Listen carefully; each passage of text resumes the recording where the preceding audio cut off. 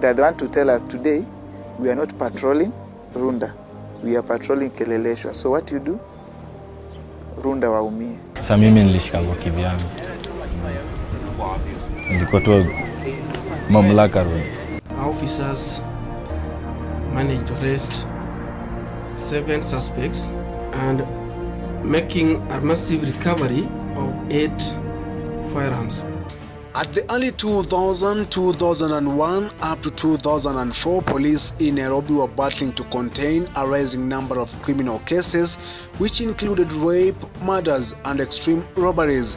Police finding it hard to neutralize a group of criminal gangsters who had Nairobi and its environs captured in daily crime robberies. And as police improvised ways and tactics to unravel the men behind the criminalities, what they didn't know is that the gangsters they were looking for resided just a few meters from the city's biggest police station.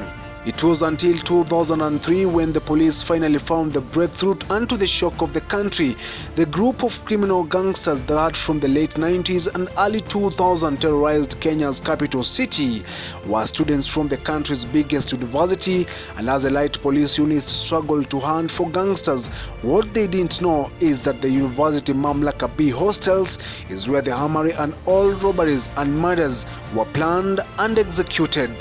Up until the second week of May 2003, gangsters were wreaking havoc in the city.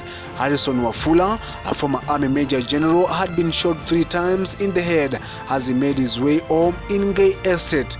Kiara Waithaka, a prominent Democratic Party official, had been shot dead as he entered his home in Loresho.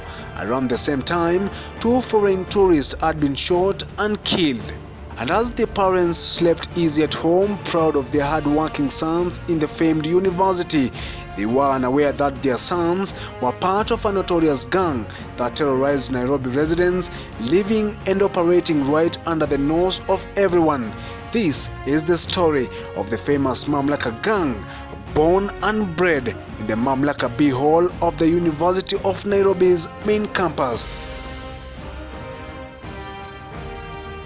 The gang consisted of 2 fourth-year students, Bernard Omondi, and another one named Babu HG, a third-year student David Mutunyi aka The Beast, and a 4th-year student Butali.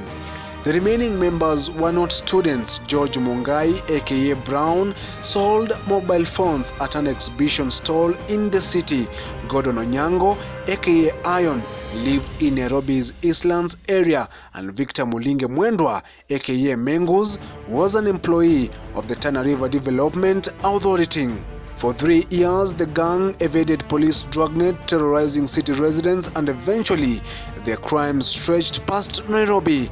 At the time, one of the gangsters, Bernard Ouma, a 4th-year engineering student, was occupying room number 9 in the Mamlaka B Hall of Residence. He was known as the Amara, a man with the key to a deadly cache of arms that were later to be linked to a series of robberies in the city. Another gangster, Babu HG, operated from another cubicle in room 19 in Mamlaka B Hostels. I was taking education science.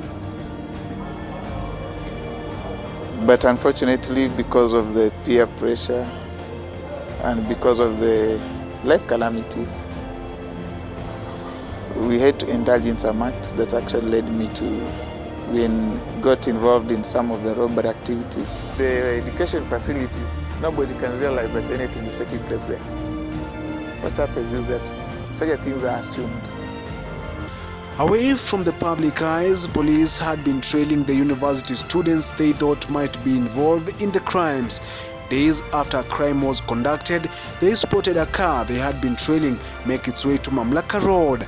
Had it not been for an epic gang member turned informer, the gang's reign of terror would have gone unchecked for a long time, and on that fateful day, police moved in and arrested 5 people, successfully rounding up the rest of the gang.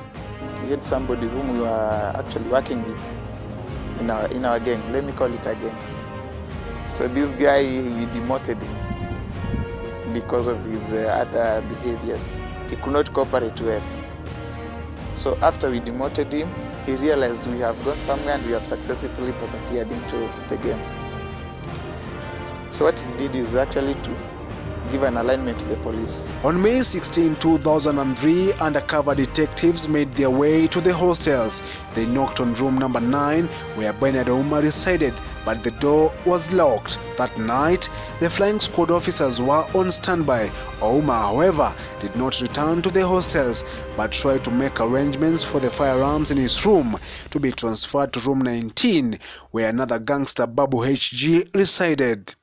The guards at the campus would later tell the police that Ouma requested them to move the guns for him from his cubicle to room 19 at a fee of 10,000 shillings, but they declined. Ouma would later find 2 other students who moved in the arms to room 19, but the police at the scene never captured or moved the firearms.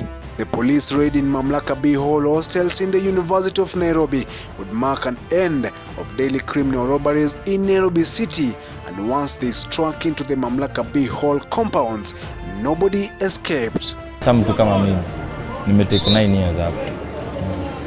Niliacha junior wangu akiwa na miaka ngapi? In fact junior wangu mdogo ndio niliacha wife yangu akiwa pregnant. Yeye amezaa. Mtu yuko class 3. The surviving member of the gangs are now serving life sentences in prison, but for Bernard Ouma, who was the chief armorer at room 9 of Mamlaka B Hall, was jailed for 5 years, which he has since completed. This is the story of the University of Nairobi Mamlaka B Hall gangsters.